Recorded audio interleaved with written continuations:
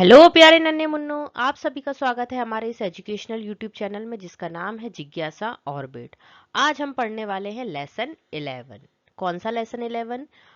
Class 6 English का chapter 11 जिसका नाम क्या है? जिसका नाम है आ मून बीम कम्स और जिसके राइटर हैं Ruskin bond. Moon beam beam जो होती है, मून तो हम सभी जानते हैं चंदा मामा, है ना। जो मून होता है उसका मीनिंग क्या होता है? चंदा मामा। और जो बीम होती है, बीम का मतलब होता है किरण। ठीक है, चंद्रमा की एक किरण। कम्स मतलब होता है आना, चंद्रमा की एक किरण का आना। ठीक है, तो ये है हमारा लेसन 11 इंग्लिश का आ मून बीम कम्स। ये छोटी सी सुंदर सी पोयम है, पहले हम इसको पढ़ते हैं और फिर इसकी मीनिंग को समझेंगे। Deep in the night when all is still a moon beam climbs the Windows सिल। है ना। अब इसके आगे हम देखते हैं कि पहले पोयम को समझ लेते हैं, उसके बाद उसकी मीनिंग देखेंगे। Over your bed it sees if sleep has closed your eyes. अब इसकी मीनिंग हम समझते हैं। डीप इन द नाइट मतलब डीप मतलब क्या होता है? डीप मतलब होता है गहरा, है ना। कब आती है? गहरी, जो गहरी रात होती है, डीप इन द नाइट, गहरी रात में। व्हेन ऑल इज स्टिल, जब सब कुछ क्या हो जाता है? जब सब कुछ शांत हो जाता है। A moon beam climbs the window सिल मतलब क्या है? जो मून बीम है, जो चंद्रमा की किरण है, वो क्या करती है? क्लाइम्स मतलब ऊपर आती है। कहाँ चढ़ती है? कहाँ? द विंडो सिल, खिड़की की चौखट पर। सिल मीन क्या होता है? चौखट पर, है ना। खिड़की के जो आइट साइड में होती है ना चौखट, उसे कहा जाता है। जब गहरी रात होती है, जब सब कुछ शांत हो जाता है, तो क्या होता है? एक चंद्रमा की किरण चढ़ती है। कहाँ पर? विंडो सिल मतलब खिड़की की चौखट पर।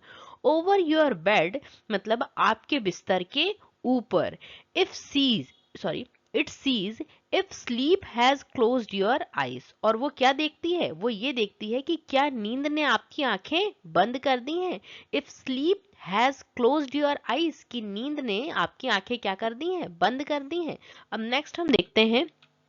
नेक्स्ट क्या है? A pinch of gold some fairy sand is clasped within that moonbeam's hand.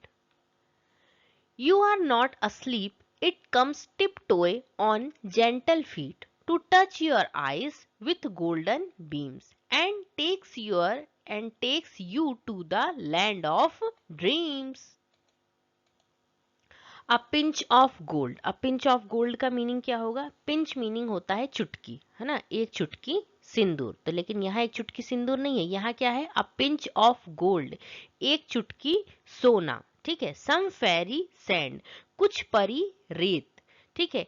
Is clasped within that moonbeam's hand मतलब जो मून बीम है, जो चंद्रमा की जो किरण है, उसके हाथ में जकड़ी हुई होती है। ठीक है। यू आर नॉट अस्लीप मतलब तुम सोए नहीं हो। It comes tip toy on gentle feet, tip toy का मतलब क्या होता है? मतलब दबे पैर आना। ठीक है। टिप टोय मतलब आहट ना होना, ऐसे दबे पैर वो आती है। टू टच योर आइस, और क्या करती है? आइस को टच करती है। विद गोल्डन बीम्स, कैसे टच करती है? गोल्डन बीम से।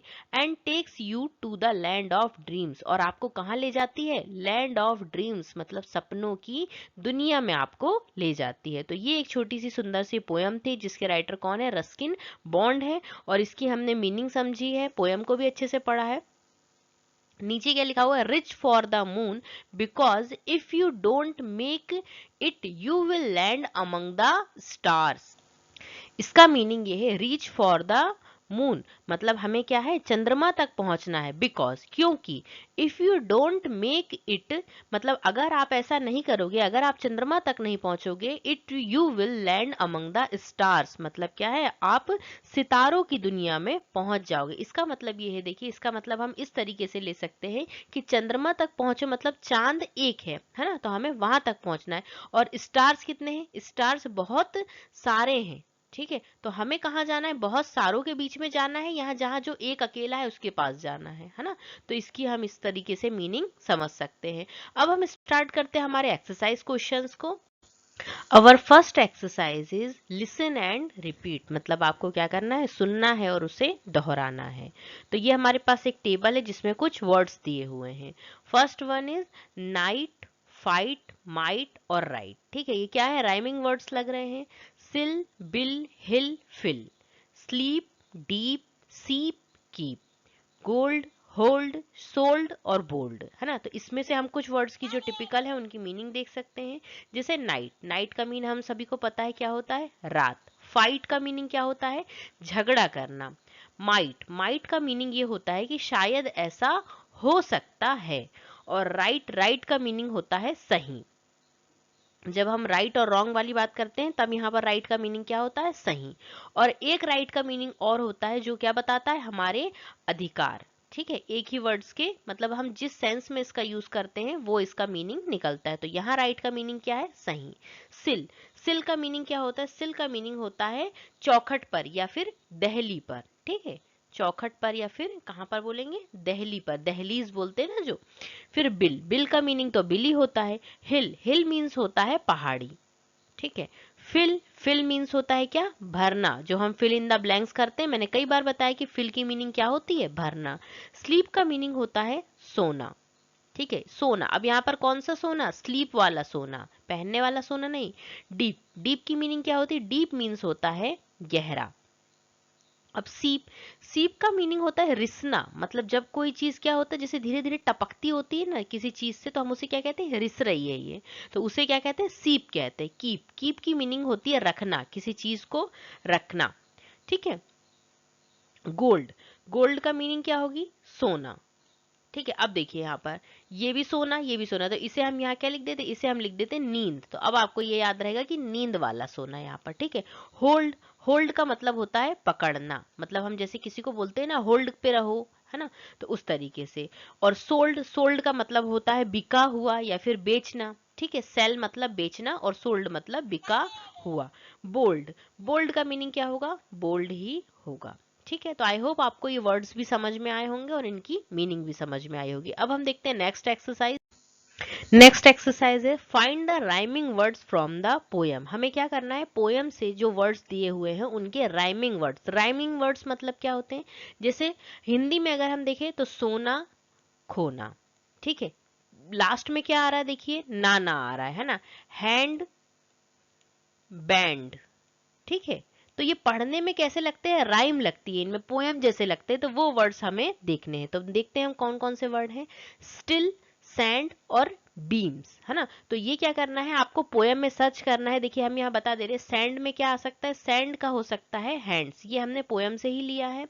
बीम्स, बीम्स का क्या हो सकता है, बीम्स का बनेगा राइमिंग ड्रीम्स। देखिए लास्ट में एमएस आ रहा है, इसमें भी देखिए सेम सेम वर्ड्स आ रहे हैं। स्टिल, स्टिल का क्या बना सकते हैं हम, सिल। ठीक है, तो ये क्या है, इनके राइमिंग वर्ड्स हो गए। अब नेक्स्ट एक्सरसाइज हम देखते हैं। Our next exercise is reading comprehensions, है ना। मार्क ट्रू और फॉल्स, मतलब क्या करना है हमें, ट्रू के लिए टी और फॉल्स के लिए एफ पर, मतलब एफ लिखने हैं। तो देखते हैं हम कौन कौन से हमारे ट्रू और फॉल्स हैं। The moon beams climbs a tree, तो इसका आंसर क्या है, जो मून बीम है वो कहाँ चढ़ रही थी, क्या वो पेड़ पर चढ़ रही थी, नहीं, वो तो कहाँ चढ़ रही थी, वो तो विंडो पे चढ़ रही थी, है ना। कहाँ पे चढ़ रही थी, विंडो पे। तो इसका आंसर क्या होगा, इसका आंसर होगा यहाँ पर फॉल्स। ठीक है, नेक्स्ट हम देखते हैं। It wants to see if you are in your bed, मतलब if it want to see, मतलब ये आपको कब देखना चाहती है, if you are in your bed, मतलब आप क्या है, जब आप सो रहे हैं, है ना, तब उस टाइम पे ये देखना चाहती है। तो ये क्या होगा, ट्रू होगा। नेक्स्ट हम देखते हैं। It has a pinch of salt on it's hand, मतलब क्या है, उसके हाथ में क्या, पिंच, पिंच मतलब चुटकी, उसके हाथ में क्या चुटकी भर नमक है, नहीं, उसके हाथ में क्या है, चुटकी भर गोल्ड है। तो इसका आंसर क्या होगा, इसका आंसर होगा फॉल्स। ठीक है, तो आई होप आपको ये समझ में आए होंगे। अब नेक्स्ट हम देखते हैं ये। ठीक है, अब नेक्स्ट हम देखते हैं हमारी एक्सरसाइज क्या है। It has a lot of money for you, क्या इसके पास क्या है, जो लॉट ऑफ मनी है हमारे लिए, तो नहीं, ये क्या होगा, ये हो जाएगा false. It wants to take you to the land of dreams, तो ये कैसा है, ये तो ट्रू है कि वो हमें सही में कहां पर लेकर जाती है, सपनों की दुनिया में। It touch your eyes with magic, मतलब जो हमारी वो आइस है उसको कैसे विथ मैजिक से टच करती है, तो ये भी क्या होगा, ट्रू। तो आई होप अगर आपने पोयम समझी है तो आपको बहुत अच्छे से समझ में आए होंगे, रटने की कोई ज़रूरत नहीं पड़ी होगी। छोटी सी पोयम है और उसकी बहुत कम एक्सरसाइज है, एक वीडियो में ये कवर हो जाएंगी। अवर next exercise is answer these questions, मतलब अब किसकी बारी आई है, अब आई है क्वेश्चन आंसर्स की बारी, ठीक है। तो देखते हैं हमारा फर्स्ट क्वेश्चन क्या है, what does the moon beam see, मतलब जो मून बी है, मून बीम है, वो क्या देखती है। तो इसका आंसर हम कैसे लिखेंगे, इसका आंसर हम लिखेंगे the moon beam, the moon beam. ये हमने कहां से लिया, ये हमने क्वेश्चन से ही लिया है। सीज है ना, सी की जगह क्या हो जाएगा, sees. If the sleep, if the sleep has closed our eyes, कि क्या नींद ने हमारी आंखों को बंद कर दिया है, आइस, ठीक है। अब नेक्स्ट हम देखते हैं नेक्स्ट क्वेश्चन क्या है, when does the moon beam come over your bed, मतलब जो मून बीम है वो कब आती है हमारे बेड पर। तो इसका आंसर हम क्या लिखेंगे, the moon beam comes, the यहां से लिखेंगे हम, okay, the moon beam comes, ठीक है। ये हमने कहां से लिखा, इतना क्वेश्चन से लिखा। अब इसके आगे हम लिखेंगे इन डीप नाइट, मतलब वो कब आती है, गहरी रात के समय आती है, इन डीप नाइट। सिर्फ हमें 2-3 वर्ड्स ही याद करने हैं इसमें, और अगर आपने पोएम समझी है तो उन्हें भी आपको याद करने की जरूरत नहीं पड़ेगी, अगर आपने पढ़ ही लिया है तो आप अच्छे से कर लेंगे। इसमें हमने क्या लिखा, देखिए, what does the moon beam see, मतलब मून बीम क्या देखने के लिए आती है, if the sleep has close our eyes, की क्या नींद ने हमारी आंखें बंद कर दी हैं। और इसमें हमने क्या लिखा कि वो कब आती है, तो वो कब आती है, डीप नाइट, मतलब गहरी रात के समय मूनबीम आती है। Our next question is question number 3, how does the moon beam come, मतलब मून बीम कैसे आती है, हमें ये बताना। अभी कब आती है हमने ये बताया, अब हम क्या बताएंगे कि मून बीम कैसे आती। तो हमने देखा था कि कैसे आती, टिप टोए, मतलब एकदम दबे पांव मून बीम आती है। तो इसका आंसर हम क्या लिखेंगे, the moon beam, the moon beam comes. तो ये हमने कहां से लिखा है, ये हमने लिखा है अपने क्वेश्चन से, यहां से द मून बीम, कम की जगह क्या कर दिया हमने, comes. The moon beam comes tiptoe, tiptoe का मीन क्या होता है, दबे पांव आना, tiptoe on gentle feet, ठीक है। वो कैसे आती है, एकदम दबे पांव आती है। तो ये हमारा छोटा सा आंसर हो गया। अब नेक्स्ट हम देखते हैं, what does the moon beam have in its hand, मतलब मून बीम के हाथ में क्या होता है। तो हमने देखा था अ पिंच ऑफ गोल्ड, है ना। तो इसका आंसर हम क्या लिखेंगे, इसका आंसर हम ऐसे लिखेंगे, द मून बीम, ये ठीक है, ये हम कहां से लिख रहे हैं, ये हम क्वेश्चन से ही कुछ वर्ड ले लेते हैं। The moon beam has a pinch of golden fairy sand in its hand, ठीक है। तो हमने ये देखिए, ये जो शुरू के वर्ड है द मून बीम हैज, और यहां से इन इट्स सैंड, हमें क्या सिर्फ याद करना है, a pinch of golden fairy sand, okay. अब नेक्स्ट क्वेश्चन हम देखते हैं, हमारा नेक्स्ट क्वेश्चन क्या है, where does the moon beam take you, मतलब जो मून बीम है वो आपको कहाँ लेकर चली जाती है। तो इसका आंसर हम क्या लिखेंगे, the moon beam, the moon, वो अच्छे से बनाना है आपको यहाँ पर, ठीक है, ऐसे गड़बड़ नहीं करनी है यहाँ पे, ऐसे अच्छे से बनाएंगे हम यहाँ पर। The moon beam takes, you की जगह हम क्या लिख देंगे यहाँ पर, अस, है ना।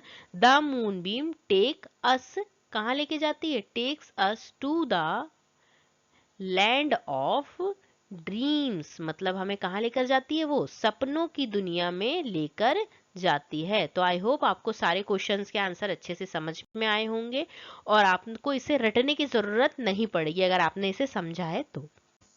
Our next exercise is let's write. Look at the picture. Picture मतलब कौन सी पिक्चर, टीवी वाली पिक्चर नहीं, है ना, जो लंबी वाली 2 घंटे की पिक्चर होती है वो वाली पिक्चर नहीं देखनी हमें। इसमें 2-3 घंटे की जो पिक्चर होती है, इसमें हमें क्या करना है, इमेज को देखना है। इमेज को भी क्या कहा जाता है, पिक्चर कहा जाता है ना। तो हमें क्या करना है, इमेज देखना है and right 5 sentence about the picture, और पिक्चर के बारे में क्या करना है, हमें 5 सेंटेंस लिखने हैं। तो हम देखिए यहाँ पर लिख सकते हैं, यहाँ पर देखिए, ये पहले तो हमें एक पिक्चर दिख रही है, तो इसमें देखिए हमें क्या क्या दिख रहा है, जो एक टॉय सेलर ही क्या कर रहा है, अपने टॉयज को सेल कर रहा है। कुछ बच्चे बच्चे, अब बच्चे अट्रैक्ट होते हैं तो बच्चे खिलौने देखने आए कि कौन कौन से खिलौने हैं। यहाँ पर देखिए कुछ जो बर्ड्स हैं, और यहाँ पर एक काऊ है, ये डॉगी है, क्या कर रहा है, स्लीप कर रहा है। यहाँ पर साइकिल खड़ी हुई है, एक लेडीज यहाँ पर खड़ी हुई है। तो इसके बारे में हमें 5 सेंटेंस लिखने हैं। तो आइए स्टार्ट करते हैं हमारे 5 सेंटेंस। क्या क्या बना सकते हैं हम फर्स्ट सेंटेंस? हम फर्स्ट सेंटेंस ये बना सकते हैं, अ टॉय सेलर, मतलब जो खिलौने बेचने वाला, a toy seller is selling toys, मतलब जो टॉय सेलर है वो क्या कर रहा है, टॉयज को सेल कर रहा है, सेलिंग टॉयज, है ना। इसको थोड़ा ऊपर लिख देते हैं, सेलिंग टॉयज। ठीक है, अब उसके बाद हम क्या लिख सकते हैं? सेकंड सेंटेंस हम ये बना सकते हैं कि ही हैज वेरियस, मतलब उसके पास कैसे, वेरियस मतलब होता है अलग अलग, वेरियस टाइप्स ऑफ टॉयज, मतलब उसके पास अलग अलग टाइप के क्या है, टॉयज। लाइक, लाइक मतलब जैसे, लाइक का मतलब होता है जैसे। कौन कौन से टॉयज हैं? Like balls, balloons, colourful balloons लिख सकते हैं यहाँ पे, है ना, कलरफुल बलून्स, है ना। फिर इसके आगे हम और क्या लिख सकते हैं? इसमें एक सेंटेंस और क्या बना सकते हैं? हमें 5 सेंटेंस कंप्लीट करने हैं। A girl is talking to the toy seller, मतलब जो गर्ल है वो क्या कर रही है, टॉय सेलर से कुछ बात कर रही है। A girl is talking to the toy seller, to the toy seller, मतलब वो खिलौनों के बारे में कुछ पूछ रही होगी, कितने का है ना, इस टाइप से। फिर हम फोर्थ सेंटेंस क्या बना सकते हैं? फोर्थ सेंटेंस हम ये बना सकते हैं इसमें, a dog is sleeping, sorry, a dog is sleeping near the door, मतलब दरवाजे के पास पर क्या है, एक जो डॉगी है वो सोया हुआ है यहाँ पर, है ना। फिर उसके बाद हम एक सेंटेंस और क्या बना सकते हैं? There mother is watching them from the door of the house, मतलब जो उनकी मम्मी है वो क्या कर रही है, मम्मी है वो क्या कर रही है, दरवाजे के पास से उन्हें देख रही हैं। तो इसका हम क्या लिख सकते हैं? देयर मदर, जो बच्चों की क्या है, मम्मी है, देयर मदर इज वॉचिंग, मतलब उन्हें क्या कर रही हैं, देख रही हैं, वॉचिंग दैम, उन्हें देख रही हैं, फ्रॉम द, इसको हम यहाँ लिख देते हैं फ्रॉम के बाद, from the door of the, of the, THE, the, HOUSE, house. तो इसके लिए हमने कौन कौन से सेंटेंस बनाए? देखिए, a toy seller is selling toys, मतलब जो टॉय सेलर है वो क्या कर रहा है, टॉयज को सेल कर रहा है। He has various type of toys like balls, colourful balloons, मतलब उसके पास बहुत अलग अलग टाइप्स के खिलौने हैं। जैसे, लाइक का मतलब होता है जैसे, जैसे balls, colourful balloons. A girl is talking to the toy seller, मतलब जो लड़की है वो टॉय सेलर से कुछ बातें कर रही है। और यहाँ पर देखिए एक बॉय भी खड़ा हुआ, तो हम ये भी लिख सकते हैं कि a boy is talking to the toy seller. A dog is sleeping near the door, मतलब जो ये डॉग है दरवाजे के पास में सोया हुआ है। There mother is watching from them the door of the house, मतलब जो उनकी मम्मी है वो क्या कर रही हैं, डोर के पास से, दरवाजे के पास से बच्चों को देख रही हैं। तो आई होप आपको ये अच्छे से सेंटेंस समझ में आए होंगे। और अगर आपने कोई और सिंपल सेंटेंस बनाया है तो आप वो कमेंट बॉक्स में लिखकर जरूर बताइएगा। अवर next exercise is let's do, हमें क्या करना है, कुछ वर्क करना है। अब कौन सा वर्क करना है? Fill in the blanks by writing the names of all planets as given below, हमें क्या करना है, 8 प्लैनेट्स के नाम लिखना है, जो कि क्या किया गया है हमें, ऑल द, नीचे जो हमें दिया हुआ है ना, गिवन बिलो। तो देखते हैं हम क्या क्या लिखना है हमें, ये हमें नाम दिए हुए हैं। देखिए, मरकरी, वीनस, अर्थ, मार्स, जुपिटर, सैटर्न, यूरेनस और नेपच्यून, तो इनके बारे में हमें लिखना है। तो देखिए हमें क्या करना है, स्टार्ट से लिखना है ना। तो हम कैसे लिखेंगे इनको? हम ऐसे लिखेंगे, एम से क्या लिखेंगे, एम से लिखेंगे मरकरी, ठीक है, मरकरी, वीनस, अर्थ, फिर क्या लिखेंगे हम, मार्स, जुपिटर, ओके। फिर उसके बाद हम क्या लिखेंगे, सैटर्न, स्पेलिंग दी हुई है, सिर्फ हमें क्या करना है, वर्ड्स के आगे लिखना है। सिर्फ हमें मरकरी और मार्स का ध्यान रखना है कि पहले मरकरी आएगा फिर मार्स आएगा। ओके, फिर उसके बाद हम क्या लिखेंगे, यूरेनस, और लास्ट क्या है हमारा, लास्ट हम लिखेंगे नेपच्यून। ठीक है, ये एन है। अब देखिए हमने क्या क्या लिख लिया, मरकरी, वीनस, अर्थ, मार्स, जुपिटर, सैटर्न, यूरेनस और नेपच्यून, है ना। अब यहाँ पर ये पी लिखा हुआ है, ये पी प्लूटो के लिए लिखा हुआ है। तो अभी प्लूटो तो जो है हमें, अभी हमारे कितने प्लेनेट है, 8 ही प्लेनेट है ना, तो हम प्लूटो को नहीं लिखेंगे। ओके, प्लूटो जो है वो प्लैनेट्स की जो कैटेगरी है उससे बाहर कर दिया गया है ना। तो अब ये हमारी पूरी एक्सरसाइज कंप्लीट होती है। आई होप आपको सारी एक्सरसाइज बहुत अच्छे से समझ में आई होगी, पोएम की मीनिंग भी अच्छे से समझ में आई होगी। चैप्टर बहुत ही छोटा था, इसलिए हमने एक्सरसाइज, क्वेश्चंस और जो पोएम थी उसको साथ में ही मर्ज करके एक ही वीडियो में कंप्लीट कर लिया। वीडियो पसंद आया हो तो वीडियो को लाइक करें, ज्यादा से ज्यादा शेयर करें, चैनल को सब्सक्राइब करें और कमेंट बॉक्स में कमेंट कीजिए और सब्सक्राइब बटन पे क्लिक जरूर कीजिएगा। Thank you. हंसते रहें, मुस्कुराते रहें। जय हिंद, जय भारत।